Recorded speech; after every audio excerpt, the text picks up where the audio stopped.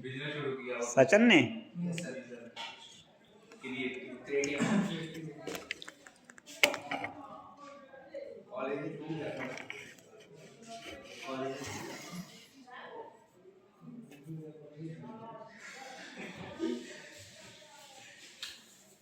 शाबाश। तो आज हमें पढ़ना है रिसर्च। तो आपने पढ़ा है, ठीक है। अब है रिसर्च के कंसेप्ट तो ऑलरेडी आपको समझ में आ गया होगा, ठीक है। And its objectives, why we are doing research, ठीक है बेटा। तो इसके ऑब्जेक्टिव्स है, तो ये हमने ऑलरेडी डिस्कस किया है कि where there is problem there is research. जहां पे प्रॉब्लम होगी वहां पे हमको रिसर्च करना ही करना होगा।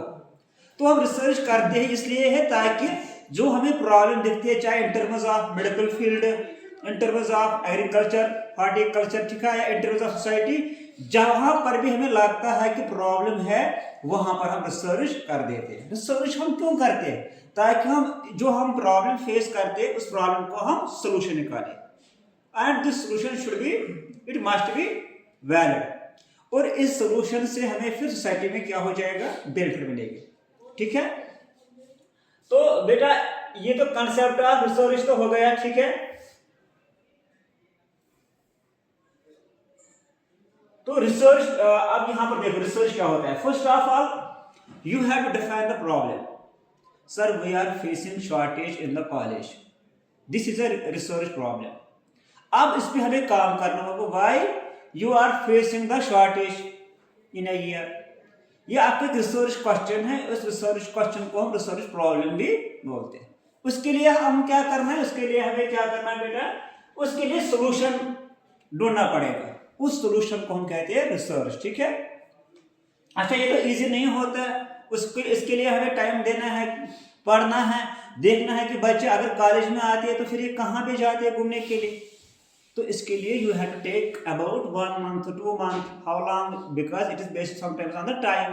Cross section research, okay, cross section पे डिपेंड होता है, ठीक है, या लॉन्ग स्टूडेंट पे आपने कितने टाइम का ड्यूरेशन लिया था। तो इसके लिए आपको पार्क में जाना पड़ेगा, कभी देखना डाटा कि बच्चे कहाँ जाते हैं। सर तो कंटेन ज्यादा है। आपको जो क्वेश्चन मिला था कि why there is too much shortage in the college students, ये मैंने आपको रिसर्च क्वेश्चन दिया as a mentor, as a guide. आपने उस पर काम करना स्टार्ट किया, लेकिन उसके लिए क्या करना पड़ेगा आपको, आप काम करने से पहले आपको देखना है कि कैसे करेंगे। फर्स्ट ऑफ ऑल क्या किसी कॉलेज में ऐसा हुआ था क्या? अगर वहां पे ऐसा ही टॉपिक मिला किसी बच्चे को, उसने कैसे काम को किया है, आप जाओगे उसकी कॉपी को देखोगे कि उसने ये काम कैसे किया है, उसने कैसे वो काम किया है कॉलेज में, उसने कैसे वो डाटा कलेक्ट किया, उसने बच्चों को कैसे देखा था, कैसे ऑब्जर्व किया था। तो आपने उसके काम को देखा। उस काम को देखना है, उसको हम कहते हैं बेटा रिव्यू ऑफ लिटरेचर।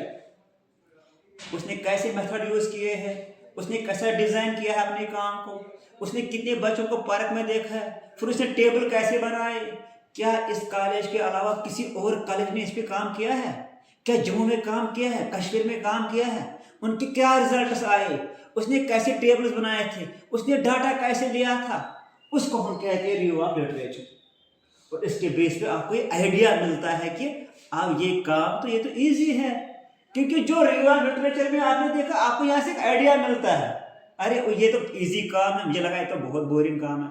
बट जब आपने रिव्यू ऑफ लिटरेचर पढ़ा तो आपको लगा यहाँ पर जम्मू में काम हुआ था, उधमपुर में हुआ था, वुमेन्स कॉलेज में, कश्मीर में वहां पे काम हुआ था, उसने ऐसा किया था काम, उसने वो सुबह पार्क में आया था, 1-1 घंटे उसने डाटा लिया, लेकिन मैं 2-2 घंटे डाटा लूंगा। आपने इसको अपने दिमाग से क्या किया है, इलाबोरेट किया है, डिजाइन किया है, ठीक है बेटा। तो आपको इससे क्या होता है, पता चलता है रिव्यू ऑफ लिटरेचर से। अगर मैं आपको भी दूंगा क्वेश्चन कि आपको फलानी जगह जाना है, वहां पे देखना है कि how many monkeys are visiting in a forest, तो ये आपका एक रिसर्च प्रॉब्लम है। उसके लिए आप जाओगे, काम करोगे, फिर आप एक टेबल बनाओगे मेरे लिए, ठीक है। तो ये तो पता है आपको, वो आगे जाएगा। तो इससे क्या रिसर्च क्वेश्चन, अच्छा यहाँ पर आपको क्या रिसर्च क्वेश्चन में फिर ऑब्जेक्टिव्स होते हैं, आपको देखना है क्यों होते हैं, कैसे, क्या करते हैं पार्क में, ये आपका रिसर्च क्वेश्चन है, ठीक है। ऑब्जेक्टिव होना चाहिए, इसका एम होना चाहिए। और जब बच्चे शॉर्ट शॉर्टेज में आती है सर, इसका मसला तो ये है, ये तो रोज आते हैं, लेकिन फिर ये बंक करते हैं कॉलेज, ये कैंटीन में बैठते हैं, ये वहां बैठते हैं, ये वहां बैठते हैं। आपने इसका आंसर निकाला, ठीक है। ये तो चूजिंग द स्टडी, डिजाइन कैसे करना है। क्या आप ये काम 1 साल के लिए करोगे, क्या ये काम आप 1 वीक के लिए करोगे, या 1 महीने के लिए करोगे, ये होता है आपका डिजाइन, ठीक है बेटा। क्या आप पूरे एक क्लास में जाओगे, देखो कितने बच्चे अटेंडेंट, या किसी एक पार्क में देखोगे, कैंटीन में देखोगे, या ग्राउंड में देखोगे, ये होता है डिजाइन, फ्रेमवर्क होता है, ठीक है। उसके बाद अच्छा सैंपल आपने कैसे लिया, आपने सैंपल कैसे लिया। सर मैं तो इस कॉलेज में आया और मैंने सैंपल यहाँ पर 5 जगह सैंपल लिया, एक डिपार्टमेंट ऑफ जूलॉजी से, एक बॉटनी से, केमिस्ट्री से और आर्ट्स ब्लॉक 1 से लिया। सबसे ज्यादा बच्चे एब्सेंट कहाँ थे, आर्ट्स में, क्योंकि ये तो आते हैं यहाँ घूमने के लिए, फिर इनका लैब नहीं होता है। ये होता है आपका सैंपल कलेक्शन, ठीक है। इस यहाँ पर भी 2 तरह के सैंपल होते हैं कि सैंपल आपने कैसे लिया, डाटा कैसे लिया, वो हम आगे देखेंगे। इस डाटा को कलेक्ट करना है, लिखना है, रिकॉर्ड लिखना है, कब लिया, शाम को लिया, मॉर्निंग में लिया, इवनिंग में लिया, ठीक है। तो उसको कहते हैं डाटा कलेक्शन, ठीक है। अच्छा कैसे लिया, कौन सा आपने मेथड यूज किया है, ठीक है बेटा, कौन सा टूल आपने यूज किया है, कलेक्ट कैसे किया डाटा, उस डाटा को फिर हमें बनाना है, टेबल क्या बनाना है, उसको हम कहते हैं ट्यूबुलेशन, जैसे मैंने आपको कल दिखाया था, ठीक है। फिर वहां से हम क्या बनाते हैं, ग्राफ्स, ताकि इससे जो डाटा मिले इससे हम क्या रिजल्ट्स निकालेंगे, एनालाइज करेंगे, ताकि फिर दूसरों को समझाए कि जो मैंने काम किया है वो हमारे ग्राफ जो आपके सामने यहाँ प्रेजेंटेशन में है, आप देखो क्या हो रहा है। और उसके बाद जो काम जो आपने प्रोसेस किया है डाटा को, तो फिर आप इसके लिए लिखते हो थीसिस, या हम इसको थीसिस बोलते हैं, या हम बोलेंगे इसको बेटा राइटिंग ऑफ रिपोर्ट, ठीक है।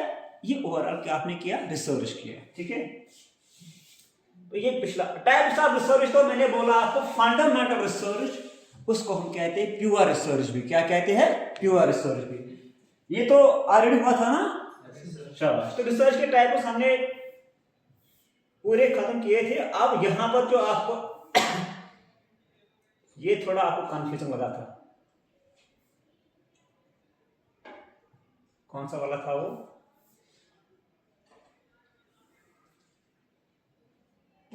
देखो यहां पे जो लगा था आपको ये वाला रिसर्च, इसको हम कहते हैं एनालिटिकल रिसर्च।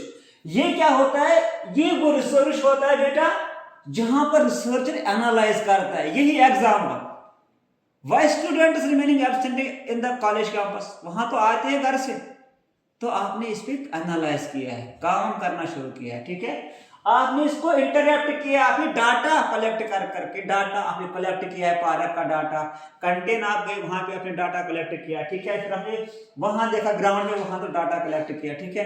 तो आपने इस डाटा को क्या करना है, उसको एनालाइज करना है, फिर इंटरैक्ट करना है, टेबल बनाना है, फिर इवैल्यूएट करना है, मीन देखना है, ठीक है, कि इससे क्या रिलेशनशिप है, ठीक है, कि वो ज्यादा बंक करते हैं। तो फिर उस डाटा के जरिए से आप क्या करते हैं, इंफॉर्मेशन को लोगों तक पहुंचाते, ठीक है। अच्छा यहां पर क्या है, यहां पर इन्वॉल्व होता है क्रिटिकल थिंकिंग, ठीक है।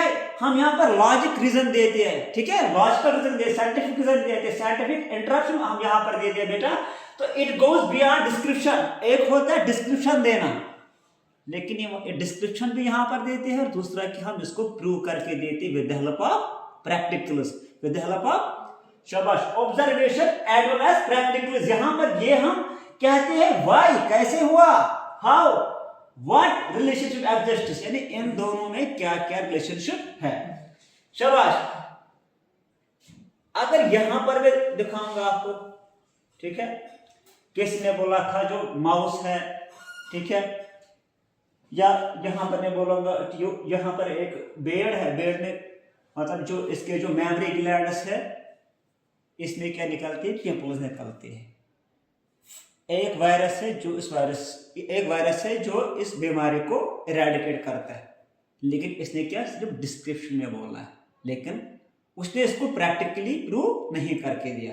हमने क्या किया, हमने उस वायरस को इसमें डाला है और फिर देखा है कि क्या वाकई दिस स्टेटमेंट, दिस हाइपोथेसिस और दिस थ्योरी इज रॉन्ग और राइट। तो हमने इसको एनालाइज किया है, हमने इसको प्रैक्टिकली ऑब्जर्व किया है, एनालिसिस किया है, फिर डाटा लिया है, डाटा को हमने क्या किया है, टेबल्स बनाए, ग्राफ्स बनाए, उसके बाद हमने रिसर्च जो अपना काम है पूरा, इसको हमने एक क्या दी, एक डिजाइन दी है अपनी एक थीसिस में, या इसको हम कहते हैं राइटिंग। ठीक है बेटा, शाबाश। अगर आपको डिस्क्रिप्टिव और एनालिटिकल रिसर्च में फर्क करनी होगी, ये क्वेश्चन आपको पूछा जाता है, व्हाट एग्जिस्ट्स। डिस्क्रिप्टिव बोला कि ये काम ऐसे होता है, लेकिन हम बोलते हैं क्यों होता है। हम इस क्यों का यहाँ पर आंसर निकालते हैं with the help of experiments. यहां पर क्या होता है बेटा, ये रिपोर्ट फैक्ट्स होती है, ये बातों पे हम रिसर्च करते हैं, ऑब्जर्वेशंस पे, लेकिन यहां पर हम उन बातों को इंटरैक्ट करते हैं। क्या करते हैं, उन बातों को हम प्रैक्टिकल कर करके, ऑब्जर्वेशन कर करके आंसर निकाल। यहाँ पर कोई काज हम नहीं बोलते हैं कि कैसे हुआ, क्यों हुआ, लेकिन वहां पर हम फिर इस पे काम करके हम बोलते हैं कि अगर टेम्परेचर ज्यादा होता है तो बैक्टीरिया का ग्रोथ होता है, तो अगर टेम्परेचर कम हुआ ग्रोथ इज आल्सो रिटार्डेड। ठीक है बेटा, तो यहाँ पर एक सेंसस रिपोर्ट, हम अगर यहाँ पर एक एग्जाम्पल दिए सेंसस रिपोर्ट का कि पॉपुलेशन का ग्रोथ, यहाँ पर जो पॉपुलेशन का जो ग्रोथ होता है ये क्या है, धीरे धीरे कम होता है। तो उसने बस बोला है, इसने ये नहीं बोला है कि क्यों कम हुआ। ठीक है, यहां पर तो ये भी वही है एग्जाम्पल। अगर देखो, इसको मैंने फिर से आपके लिए इजी किया है कि हमें इतना समझ में नहीं आता जितना हमें अपने सब्जेक्ट के रिलेटेड समझा जाए। What exists, observes and records natural facts, किसमें, डिस्क्रिप्टिव में। लेकिन यहां पर है why it exists, explains reason behind biological patterns. यहां हम दिखाते हैं कि बायोलॉजी में ऐसा क्या है। इसकी जो एग्जांपल देखो बेटा, recording the number of butterflies in a forest during different seasons. आपको मैं काम देता हूं कि आपको रिकॉर्ड करना है कितने बटरफ्लाई आते हैं कब, डिफरेंट सीजन्स में इन अ कॉलेज कैंपस है, इन अ फॉरेस्ट। आपने इसको लिखा है सर यहाँ पर 5 टाइप्स के यहाँ पर बटरफ्लाई आए, ब्लैक, व्हाइट, पर्पल, पिंक।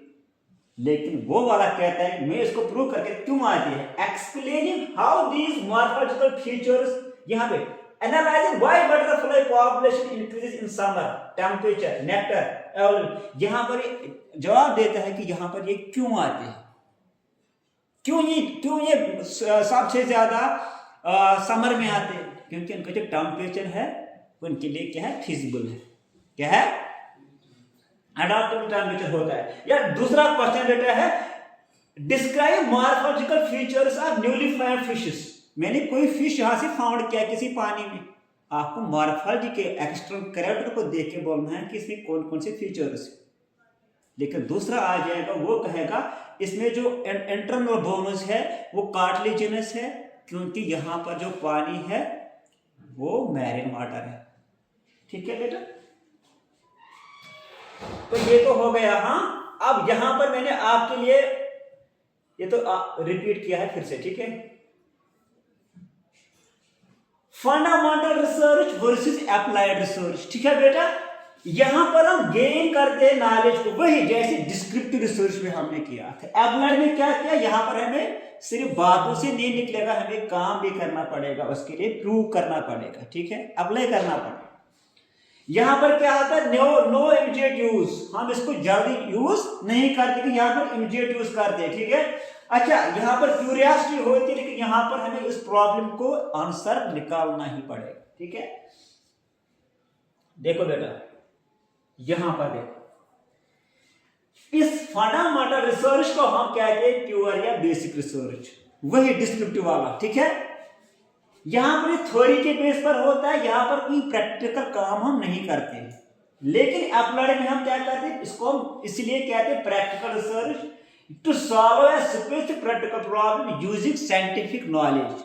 जो भी हमें प्रॉब्लम को सॉल्व करना है, यहां पर हम प्रैक्टिकल ऑब्जर्वेशन के थ्रू उसको प्रूव करना है। ठीक है बेटा, प्रैक्टिकल सॉल्यूशन ओरिएंटेड होना चाहिए। ठीक है, यहां सपोज मैं आपको एक एग्जांपल समझाऊंगा, स्टडिंग हाउ डीएनए रेप्लिकेट्स,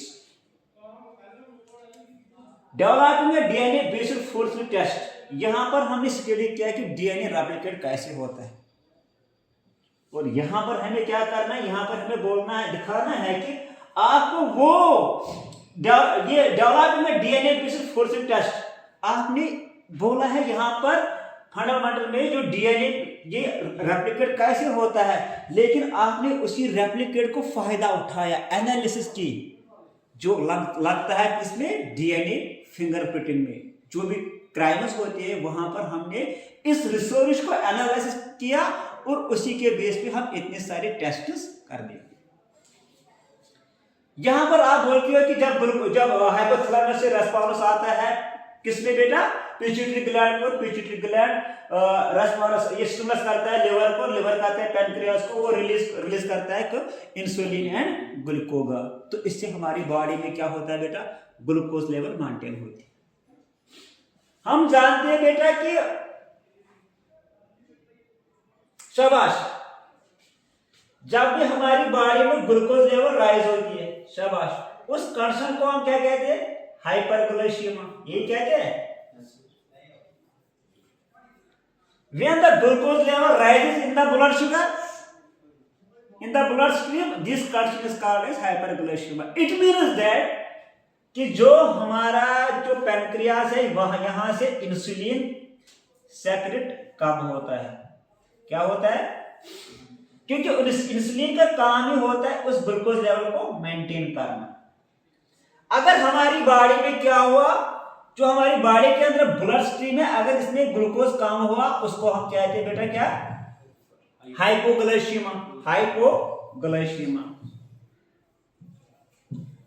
तो उसके लिए एक हार्मोन रिलीज होता है, उसको हम कहते हैं ग्लूकोगान। क्या कहते हैं, ग्लूकोगान। ये कहां से निकलता है, शाबाश, अल्फा सेल से, और ये बीटा सेल से। तो आपने थ्योरी पे बेस बोला है कि जो हार्मोन्स है ये रिलीज करते हैं, ये रिलीज होते हैं from the pancreas under the information of hypothalamus and thalamus gland, pituitary gland. तो हमारी बॉडी में ग्लूकोज लेवल मेंटेन होता है। ये कौन सी रिसर्च है, ये है डिस्क्रिप्टिव या फंडामेंटल। लेकिन अगर आपने फिर इसके लिए हार्मोन को डेवलप किया है, इंसुलिन हार्मोन, ये है बेटा अप्लाइड। आपने अप्लाइड रिसर्च किया, आपने उस हार्मोन को बनाया है जो कि हमारी बॉडी में ग्लूकोज लेवल मेंटेन करता है।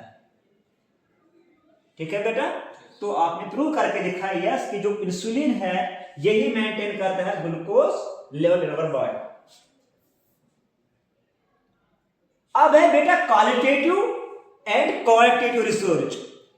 क्वालिटी बेस्ड रिसर्च को हम कहते हैं quality research, and the quantitative research को हम कहते हैं ऑन द बेस जो हम मेजर कर सकते हैं, या इसको हम बोल सकते हैं स्टैटिस्टिकल रिसर्च, और या इसको हम बोलते हैं फिनेटिक रिसर्च, जहां पर हम नंबर्स को काउंट भी कर सकते हैं। लाइक छोड़े इसको, नॉन न्यूमेरिकल वर्ड्स डिस्क्रिप्शन या ऑब्जर्वेशन पे होता है, या ये वाला कौन सा होता है, न्यूमेरिकल, काउंट, परसेंटेज या मास नंबर। यहां पर अगर आपको समझ नहीं आता हम यहां जाएंगे, क्योंकि आपको मजा आता है विजुअल प्रेजेंटेशन से।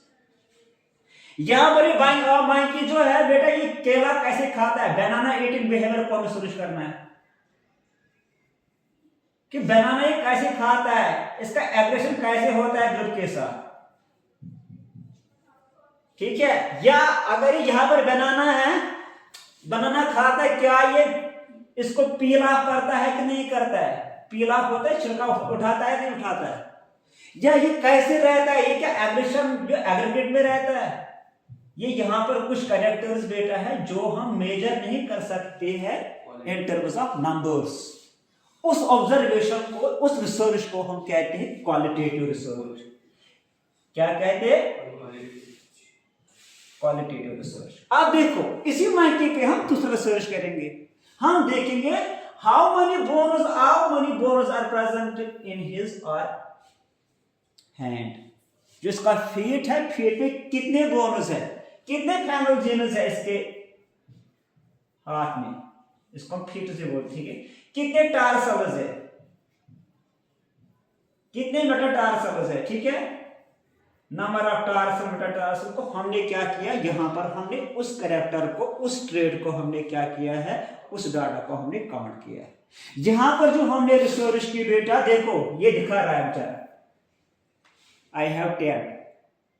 इसका मतलब है ये जो रिसोर्स यहाँ पर है, this is wholly and solely based on the data, यानी नंबर्स भी हम इसको कहते हैं, इसको हम कहते हैं quantitative resource. On the basis इसका कलर क्या है, कलर कैसा है, खाने का बिहेवियर कैसा है, मैटिंग बिहेवियर कैसा है, पेरेंटल केयर कैसा है, ये सब रिसोर्स बेटा, उस रिसोर्स को हम कहेंगे क्वालिटेटिव रिसोर्स। इसकी जो हाइट कितनी है, हाइट, ठीक है, हाइट कितनी है इसकी, नंबर ऑफ बोन्स कितनी है, नंबर ऑफ ऑफस्प्रिंग कितनी है, इनको भी हम काउंट कर सकते हैं। This is quantitative research. अब देखो बेटा, एक और एग्जांपल आपके लिए, शाबाश, qualitative versus quantitative. This is Holi descriptive based, this is numerical based. आगे आपको इस डायग्राम में समझाऊंगा कि जब हम डिफरेंट फीड्स देते हैं in the fish farm, effect of feed ratio on the growth of fishes. यहां पर जितना जितना हम फीड को इंक्रीज कर देते, इतना इतना हाइट, इतना इतना यहां पर जो ग्राफ है ऊपर की तरह जाता है, यानी as increase the feed, as increase the feed, the growth of the fishes also increase. तो आप इस ग्रोथ को मेजरमेंट कर सकते हो, कैसे कर सकते हो बेटा, with the help of scale, with the help of आप स्केल के जरिए से मेजरमेंट कर सकते हो। पहले ये 2 सेंटीमीटर थी, जब हमने 20 डेज इसको कंटिन्यूअस फीड दिया है, अब ये 2 से 5 सेंटीमीटर चली गई। तो आपने उस वेट को भी मेजर किया है, पहले 250 ग्राम थी, अब हो गई 500 ग्राम। उस रिसोर्स को हम कहते हैं क्वांटिटेटिव रिसोर्स, ठीक है बेटा। यहां पर दूसरा रिसोर्स है इसी फिश पे, क्या इनका बिहेवियर हम स्टडी करेंगे। जब ये एक ग्रुप ऑफ फिशेस, जब ये एक साथ निकलते हैं ना पानी में, फिर जाते मतलब माइग्रेशन करते एक एरिया से दूसरे एरिया में, उसको हम कहते हैं सुकूलिंग। क्या कहते हैं, schooling. A group of fish is called shoal, इसको क्या कहते हैं, शोर। इनका बिहेवियर कैसे रहता है, क्या हम उसको मेजर कर सकते हैं इन टर्म्स ऑफ नंबर्स। हमें देखना है कि ये उन्होंने बिहेवियर में how many times they are reproducing, उसको हम लिखते 3 बार उसने क्या किया, रिप्रोडक्शन किया, इसको हम लिख सकते हैं, लेकिन क्वांटिटी में इसको मेजर नहीं कर सकते। हम ऑब्जर्वेशन पे देखते कि हाँ किया है कि नहीं किया है, ठीक है। अच्छा, यहाँ पर जो इनका ग्रुप है, इनका जो साइज रहता है सपोज ये बिग रहता है, और यहाँ पर ये अलग अलग जाती है, तो हमने उस बिहेवियर को किस में डाला है बेटा, क्वालिटेटिव में, और क्वांटिटी में डाला है इनका जो साइज है, छोटी है या बड़ी है, ठीक है। देखो बेटा, यहां पर ओवरग्राफ में आपको समझाने के लिए डाला है कि यहां पर 1 2 यहां पर 3 टाइप्स के फिशेस हैं। एक फिश है जो बॉटम फीडर है, दूसरा जो कॉलम फीडर है, तीसरा जो सरफेस फीडर है। डिफरेंट वाटर कॉलम्स में रहते हैं, इसका मतलब है इनका जो फीडिंग हैबिट होगा ये डिफरेंट होगा। यहां इसका अलग निच होगा, जहां पर इसको खाना मिलता है, इसको अलग निच मिलता है, इसको अलग निच मिलता है, ठीक है। तो आप देखेंगे इसका ग्रोथ कैसा है, कितनी कितनी ग्रोथ है, इसका ग्रोथ कैसा है, इसका ग्रोथ कैसा है। तो different types of fishes have different behaviour of eating. कोई बॉटम पे बॉटम को खा रही है, दोस एनिमल्स को खा रही है जो बॉटम में रहते हैं, लाइक स्नेल, लाइक अर्थवर्म। कोई ऐसी फिश है लाइक ग्रास कार्प, वो ग्रास को खाती है जो बीच में रहती है, सॉफ्ट प्लांट को खाते हैं। कोई सरफेस फीडर है, वो ऊपर ऊपर वाले को खाते हैं, जो भी यहाँ पर बड़े बड़े आते हैं ना, मछली को भी खा सकते हैं, नेक्टर्नस है, प्लैंक्टन्स है, ठीक है, उनको खाती है। तो हमें क्या पता चलता है कि effect of food on the growth of fishes, यानी कितना इनकी ग्रोथ होती है जिससे इफेक्ट होता है, ठीक है। ये एम्पिरिकल तो भाई कंसेप्चुअल, इसको थ्योरी भी कहते हैं, या नो फील्ड, यहाँ पर कोई लैब की जरूरत नहीं लगती है, इसमें लॉजिकल आइडियाज देते हैं, ये बिल्ड करता है बेसिक कंसेप्ट, इसको यहाँ पर कोई सैंपल की जरूरत नहीं है। कंसेप्चुअल सीधे थ्योरी बेस्ड होता है, सीधे लिखते हो आप, ये डिस्क्रिप्टिव लाइन। एम्पिरिकल क्या होता है बेटा, इस वर्ड पे देखो, एम्पिरिकल ये एक्सपेरिमेंट जो डाटा बेस्ड होता है, इसको हम न्यूमेरिकल भी बोल सकते हैं, ठीक है। यहां पर फील्ड इन्वॉल्व होता है या लैब इन्वॉल्व होती है। यहाँ पर हम ऑब्जर्वेशन देखते हैं, एक्सपेरिमेंट्स करते हैं, रेप्लिका देखते R1, R2, R3, ठीक है। यहाँ पर उन टेस्ट्स को हम कंसेप्ट से क्लियर करते हैं, कंसेप्ट को टेस्ट से क्लियर कर देते हैं। यहाँ पर हमें सैंपल चाहिए, यहाँ पर हमें सैंपल चाहिए, जैसे मैंने कल पढ़ाया था इसको। अब यहाँ पर कंसेप्चुअल रिसर्च की एग्जाम्पल में आपको समझाता हूँ। कोई आप में से कहता है कि मैंने देखा है कि बर्ड हमेशा वी फॉर्म में चलते हैं, ठीक है, ये क्या है, ये कंसेप्चुअल रिसर्च। लेकिन आप में कोई ऐसा है वो कहता है मैं बताऊंगा कि ये वी फॉर्म में क्यों चलते हैं। आपने प्रूव करके दिखाया कि ये वी फॉर्म में चलते हैं, क्यों चलते हैं, क्यों चलते हैं बेटा। देखो जब आप देखते हो group of birds that are flying in the skies, वो हमेशा वी फॉर्म चूज क्यों करते हैं। वो हमेशा एक बर्ड को सामने रखती है और फिर उसको वी फॉर्म बना देती है, क्यों। आगे वाला जो बर्ड है ना, ये एज ए गाइड भी काम करता है और इससे यहाँ पर क्या होता है, एनर्जी, जो एनर्जी बाकी को लगती है ना वो कम लगती है, इससे एनर्जी सेव होती है। जब लॉन्ग डिस्टेंस ट्रैवल करना होता है फॉर द माइग्रेशन, तब ये वी शेप जो पैटर्न इस्तेमाल करता है कि जो इनकी बॉडी कंजर्व, जो हीट है, हीट भी कंजर्व है, इनकी एनर्जी भी कंजर्व रहे, ठीक है। इसको एयर शिफ्ट बोलते हैं और यहाँ पर 20 to 30% इनको एनर्जी का सेव होता है। और दूसरी बात, इनको खतरा भी कम रहता है, ठीक है। ये देखो, और नेचर, इसको हम कहते हैं यहाँ पर डिवीजन ऑफ लेबर। बट ये वाला डिवीजन ऑफ लेबर कैसा है, यहाँ पर एक ग्रुप में काम करता है। जब इसको एनर्जी एग्जॉस्ट, जब ये एग्जॉस्ट फील करते हैं, ये वाला बोर्ड जो आगे वाला लीडर होता है, फिर ये वाला सामने आता है, ठीक है। अच्छा यहां पर देखो एम्ब्रिकल, एम्ब्रिकल में क्या था, आपको देखना है कि एक बाग में लीजर्ड है, how many insects this lizard is predating, कितने लीजर्ड, ये जो लीजर्ड है कितने इंसेक्ट्स खाते हैं दिन में, कितने टाइप्स के खाते हैं। तो आप इन लीजर्ड्स को देखोगे, ऑब्जर्व करोगे, आप आ जाओगे बाद में, फिर देखोगे कि इसने नंबर ऑफ इंसेक्ट्स कितने खाए थे इन अ वीक। ये वाला इंसेक्ट खाया था 3 टाइम्स, ये वाला 5 टाइम्स खाया था। तो ये वाला जो रिसर्च है ये किस पे बेस है, एम्पिरिकल रिसर्च पे, आप इसको काउंट कर सकते हैं, शाबाश। दूसरी है कि हाउ मेनी अर्थ वर्म्स, अरे अर्थ वर्म्स जो है ना, different types of species are found inside the earth because different soil types are also found, ठीक है बेटा।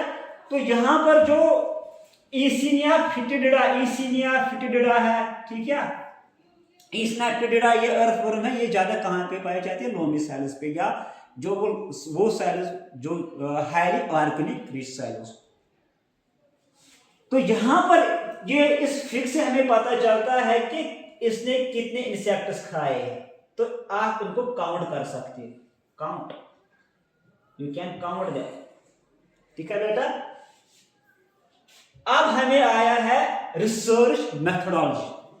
अगर आपको कोई रिसर्च ऑब्जेक्टिव मिला है, काम करने के लिए कोई प्रॉब्लम मिली है, आप इस काम को आप कैसे अंजाम दोगे, how you will do this work, do this research problem, उसके लिए आपको रिसर्च मेथोडोलॉजी जरूरी देखना है। ये क्या होता है रिसर्च मेथोडोलॉजी, ये एक सिस्टमैटिक होता है, वही step by step theoretical analysis होती है, जहां पर आपको थ्योरी, क्या ये थ्योरी बेस पर भी होता है। आपने बोला है कि सर हमारे कॉलेज में मंथली रोज आता है, क्यों आता है वो तो आपको देखना पड़ेगा, ये तो आपको क्या है, रिसर्च प्रॉब्लम मिला है, उसके लिए क्या करोगे आप, इसके लिए आप रिसर्च करोगे। लेकिन रिसर्च करोगे कैसे करोगे, आपको एडमिशन लेना है कॉलेज में, कैसे लेना है admission, first of all college में जाओगे, वहां देखोगे कौन सी स्ट्रीम है, फीस कितना है, मुश्किल तो नहीं है क्या, तो आपने इस पर रिसर्च किया, आपने स्टेप्स फॉलो किए।